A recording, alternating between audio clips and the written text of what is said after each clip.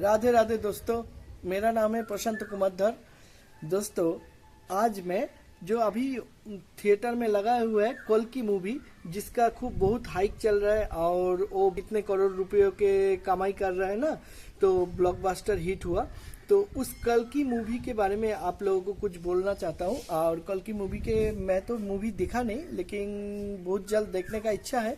और मेरे दोस्त जो गए थे, एक जन जान पहचाना दोस्त, तो उसने बताया कहानी, तो इसीलिए मुझे कल की मूवी का थोड़ा रिव्यू करना चाहता हूँ। आज का ब्लॉग कल की मूवी के रिव्यू के ऊपर है। तो चलिए कल की मूवी के बारे में थोड़ा बात कर लेते हैं आप लोगों से। देखिए दोस्तों, कल की मूवी जो है वो थोड़ा महाभारत के युग के कहानी और भगवान विष्णु के जो कल की अवतार का जो आने वाले हैं, कल के अवतार रूप का, तो कल की अवतार जो भगवान विष्णु ने कल की अवतार रूप धारण करेंगे, तो उस कल के अवतार के ऊपर और कुछ महाभारत के कहानी के ऊपर आधारित है। तो दोस्तों, कहानी पर इस मूवी में तो आपको पता है, इस मूवी में अश्वत्थामा के रोल प्ले किए बिग बी अमिताभ बच्चन जी, और प्रभास भी है जिनका कैरेक्टर है भैरव नाम है, उनका भैरवा नाम है। और दीपिका पादुकोण भी है। दीपिका पादुकोण कल की अवतार जो भगवान विष्णु का होगा, उनको जन्म देने वाली माताएं बनेंगे। और जो साथ में है दिशा पटनी, जो प्रभास के गर्लफ्रेंड होंगे। और यहाँ इस मूवी का जो कलयुग के मेन विलेन, कलयुग के जिसे कोली बोला जाता है, वो कली होंगे कमल हसन। तो कमल हसन वो विलेन का रोल प्ले कर रहे हैं दोस्तों। तो कल की कहानी शुरुआत होता है महाभारत के युग से, जहाँ पे अश्वत्थामा के रोल को अमिताभ जी निभा रहे हैं। तो उस अश्वत्थामा के रोल से कहानी स्टार्ट होते है। अश्वत्थामा के रोल अमिताभ बच्चन बहुत बखूबी निभाया है और बहुत अच्छे से निभाया है। बाहुबली के प्रभास के रोल भी अच्छे हुआ, और दीपिका पादुकोण का जगह भी उनका रोल भी अच्छा हुआ। दोस्तों, कल की कहानी जो शुरुआत होता है, कल की कहानी का शुरुआत होता है भगवान विष्णु के जो कल की अवतार होने वाले हैं, तो उस कल के अवतार के ऊपर और महाभारत के अश्वत्थामा के कहानी के ऊपर, तो दोनों कहानी के आधारित पर कल की कहानी मूवी का कहानी स्टार्ट हुआ। और दोस्तों, कहानी इस प्रकार के थे, जो महाभारत के युद्ध हुए थे आज से 6000 साल पहले, तो उस महाभारत के युद्ध में कौरवों को पांडवों ने निधन कर दिया था। भगवान श्री कृष्ण के सहायता से कौरवों को युद्ध में हरा दिया और उन लोगों का मौत हो गया। तो पांडवों ने जीत जयलाभ करने के बाद तो अश्वत्थामा को सिर्फ महाभारत के युद्ध में एक जन ही व्यक्ति थे जो न कि महाभारत के युद्ध में बच गए थे, क्योंकि अश्वत्थामा उस युद्ध क्षेत्र से चले गए थे।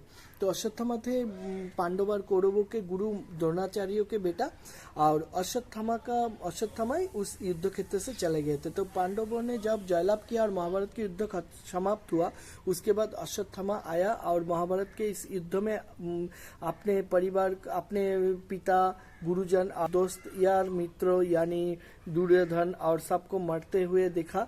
तो इसीलिए उनको पांडवों पर बहुत गुस्सा आया और क्रोध के कारण अश्वत्थामा ने अर्जुन के बेटा अभिमन्यु और अभिमन्यु की पत्नी सुभद्रा पर अपना ब्रह्मास्त्र चला दिया, और उस ब्रह्मास्त्र से आसमान में बिजने लगे।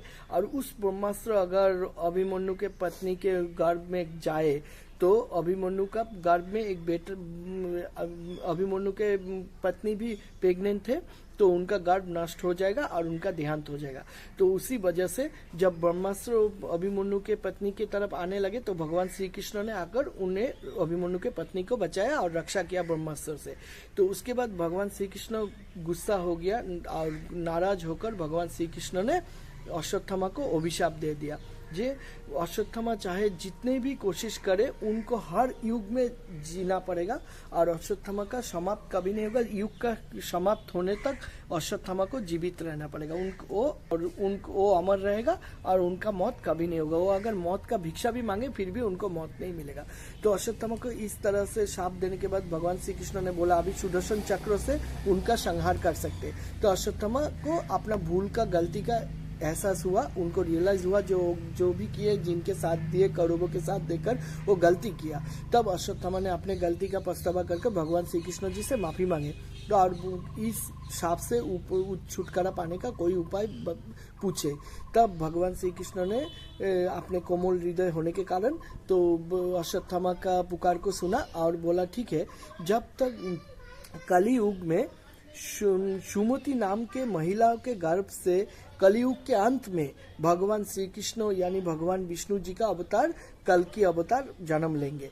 और उस समय तक अश्वत्थामा काशी नगर के सुमेरु नगर में जाकर उस औरत का रक्षा करे और उस इलाका का जहाँ पे कल के अवतार का जन्म होगा उस एरिया का रक्षा करे।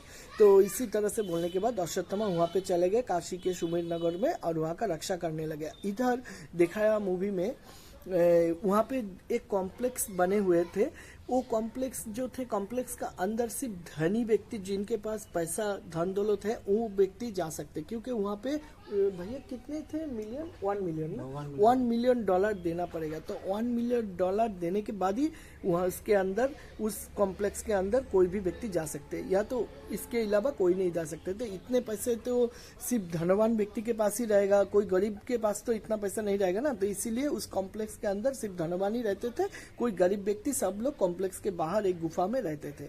और उन लोगों को जो कॉम्प्लेक्स के बाहर रहते थे उन लोगों का, गरीब व्यक्ति का खाने पीने, हवा पानी का हर तरह का प्रॉब्लम थे। उन लोगों का वहाँ पे कुछ भी चीज़ ठीक से नहीं मिलता था। लेकिन कॉम्प्लेक्स के अंदर बहुत खूबसूरत दुनिया था, उसका नज़ारा ही कुछ अलग है। आप लोग मूवी में देखिएगा कितना खूबसूरत वहाँ का एरिया, जैसे स्वर्ग लोग यानी जन्नत के जैसे थे। और वहाँ पे हर तरह का सुविधा थे, पानी, हवा, खाने पीने का, घूमने का, ब्यूटीफुल सीनरी का, हर तरह का नज़ारा था वहाँ पे। बहुत खूबसूरत नज़ारा था, हर तरह का सुख सुविधाएं कॉम्प्लेक्स के अंदर थे। इसीलिए वहाँ पे धनी व्यक्ति लोग रहते थे और गरीब व्यक्ति बाहर तिल तिल के मार रहा था। तो उसी गरीब व्यक्ति में से वहाँ पे भैरवा का जन्म हुआ था। और भैरवा को बचपन से ही एक ख्वाहिश था मन का, जो वो कभी ना कभी उस $1 मिलियन देकर उस कॉम्प्लेक्स के अंदर जाएंगे। लेकिन उसके लिए भैरवा पैसा जमा कर रहा था। लेकिन भैरवा जब बड़ा हुआ तो उनको एक ही तमन्ना था, वो कॉम्प्लेक्स के अंदर किसी भी हालत में घुसेंगे। उसके वजह से भैरवा पैसा के लिए कुछ भी काम कर दे सकता, चाहे अपना ईमान भी बेच देने को वो तैयार था। तो उसके लिए भैरवा पैसा लेकर हर काम करता था और पैसा जमाता था, जाते उसको 1 मिलियन, ताकि उसको $1 मिलियन हो जाए और वो कॉम्प्लेक्स के अंदर जा सके। इधर देखा जब एक बार भैरवा को उस कॉम्प्लेक्स का जो मेन लीडर थे, यानी कहानी का इस मूवी का विलेन कमल हसन, जो कलियुग के जो राक्षस बोल सकते आप, कलियुग के जो विलेन इविल बोल सकते, वो इविल थे कमल हसन। और वही उस कॉम्प्लेक्स का हेड थे। और उनके सेनापति जो बंगाली एक्टर है वो उनके किए है, और वो सेनापति उनको ही दायित्व, उनको ही कॉम्प्लेक्स का रक्षा करने के लिए वो उनका ऊपर पूरा दायित्व दे दिए थे। तो उसके बाद जो बंगाली एक्टर जो सेनापति वो कॉम्प्लेक्स का रक्षा करते थे, तो देखभाल करते थे। तो उस समय हुआ क्या, एक वहाँ पे कली यानी कमल हसन ने वहाँ पे आया कॉम्प्लेक्स में। आने के बाद कमल हसन को पता चला कि अगर कमल हसन का हालत बहुत दुबला पतला हो चुके थे कमल हसन, क्योंकि कली के पास शक्ति भी नहीं था उस समय। आप देखिएगा मूवी में, कली के पास शक्ति ना होने के वजह से वो बहुत दुबला हो चुके थे। तो उनको पता चला, उनके गुरु से पता चला कि उनको अगर एक ऐसा महिला जिनका ऊपर कॉम्प्लेक्स के अंदर बहुत तरह का एक्सपेरिमेंट, साइंटिफिक एक्सपेरिमेंट किया जाता था महिलाओं के ऊपर, और हर एक महिला को टेस्ट करके देखा जाता था कौन महिला को मशीनों के द्वारा गर्भवती किया जाता था, और देखा जाता था कौन महिला ज्यादा जिंदा जी सके। क्योंकि कमल हसन को पता था अगर जो महिला 3 महीना से ज्यादा अपना बच्चे जी सकेगा और अपने बच्चे को जन्म दे सकेगा कॉम्प्लेक्स के अंदर, उसी बच्चे के मदद से कमल हसन को यानी कली को शक्ति मिलेगा, कली यानी विलेन को शक्ति मिलेगा, कलियुग के विलेन को शक्ति मिलेगा। तो इसी वजह से कमल हसन ने हर तरफ से कॉम्प्लेक्स के अंदर जितने भी महिलाएं थे सब महिला को लाकर मशीनों से द्वारा साइंटिफिकली टेस्ट करके सबको गर्भवती करते थे। और उसमें से कुछ महिलाएं गर्भवती, जो महिला नहीं होते थे या तो जो महिला को गर्भवती नहीं हो सकते थे, तो उसी महिला को कमल हसन अपने यहाँ पे नौकर के तरह काम कराते थे, मेड सर्वेंट बना देते थे। तो उसी में से दीपिका पादुकोण भी थे, और उनका ऊपर जब कमल हसन ने मेशिंगों के द्वारा ट्राई किया, लेकिन वो भी नहीं हुआ गर्भवती, तभी उनको भी मेड सर्वेंट बना दिया। तो दीपिका वहाँ पे काम करने लगी, तो उसी तरह से नौकरों के जैसे काम करने लगी।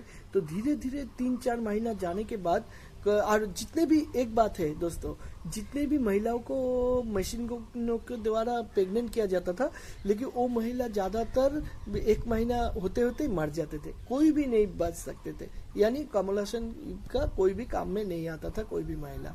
तो उसी तरह से करते करते 3 महीना गुजर जाने के बाद दीपिका पादुकोण तो वहाँ पे काम कर रही थी। अचानक एक दिन कमलासन को पता चला किसी और से जे दीपिका पादुकोण गर्भवती है। तो ये जानने के बाद दीपिका, तभी पता चला जो दीपिका पादुकोण बिना मेशिंगों के बिना वो खुद गर्भवती कैसे हुआ, तभी उनको शौक हुआ। और कमल हसन अपना सेनापति और विलेनों को, अपना सेनापति को भेजा, और सेनापति अपने जितने भी सेनाओं के साथ उसको दीपिका पादुकोण को पकड़ने के लिए गया, लेकिन दीपिका पादुकोण कॉम्प्लेक्स से भागने लगा। इधर जब सेनापति को नहीं मिला कॉम्प्लेक्स का, दीपिका कॉम्प्लेक्स में दीपिका पादुकोण को, तब भैरव यानी हम लोगों का मूवी का हीरो प्रभास को, प्रभासी भैरव थे ना, तो उस प्रभास को पैसा देकर उनको बोला दीपिका पादुकोण को लाकर देने के लिए।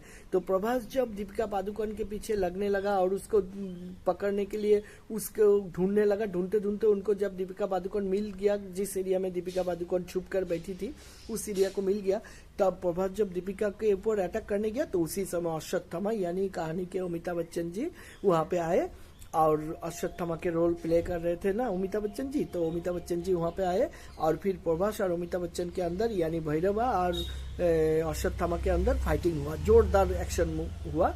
तो बाद में पता अश्वत्थामा को विजय लाभ हुआ, तो अश्वत्थामा दीपिका पादुकोण को वहाँ से उस एरिया से छुड़ाकर ले गए, और प्रभास से बचाकर और दूसरे विलेन कली के विलेनों से बचाकर वहाँ से ले गया। तो इसी तरह के मूवी है। और उसके बाद जाकर फिर जब वहां से उस एरिया से चला गया अश्वत्थामा, उसको बचाकर दीपिका पादुकोण को, बाद में अश्वत्थामा दीपिका पादुकोण के एक दूसरे शहर में ले गया, और उस शहर उस समय कलयुग के अंत होने वाला था, और कलयुग के अंत के समय सिर्फ 2 ही ऐसा शहर थे जिसका अंत नहीं होगा। तो वो 2 शहर में एक है काशी और दूसरा एक शहर है जो मूवी में दिखाया गया, लेकिन वो काल्पनिक शहर है, तो वो दोनों शहर ही बचा हुआ था, और बाकी हर शहर का ध्वंस हो चुका था, डिस्ट्रॉय हो चुका था कलयुग के अंत में। तो वो जो नया शहर था, उस शहर में अमिताभ बच्चन ने यानी अश्वत्थामा ने दीपिका पादुकोण को ले गया, और ले जाकर वहाँ पे दीपिका पादुकोण का सुरक्षित रखा और उनका देखभाल करने लगा। और वहाँ पे दीपिका पादुकोण ने भगवान विष्णु का कल की अवतार का जन्म दिया। तो वहाँ पे मूवी खत्म होता है दोस्तों, लेकिन कल की अवतार का जन्म मूवी के नेक्स्ट पार्ट में, पार्ट 2 में दिखाया जाएगा, जहाँ पे भगवान श्री कृष्ण जी का कल के अवतार का रूप का दर्शन कराया जाएगा। ठीक है दोस्तों। और एक बात दोस्तों, जो प्रभास के गर्लफ्रेंड थे मूवी में, वो थे दिशा पाटनानी। तो दिशा पाटनानी का रोल उतना कुछ खास नहीं हुआ दोस्तों, तो लेकिन मूवी के फर्स्ट मतलब जो ब्रेक टाइम है ना, ब्रेक टाइम से पहले तक फर्स्ट हाफ में मूवी को आप लोगों को थोड़ा बोरिंग लगेगा, तो उतना अच्छा नहीं लगा उस समय थोड़ा बोरिंग लगेगा। लेकिन जब मूवी का हाफ टाइम खत्म हो जाएगा, उसके बाद जो सेकेंड हाफ में, तब आप लोगों को मूवी में इंटरेस्ट लगेगा दोस्तों।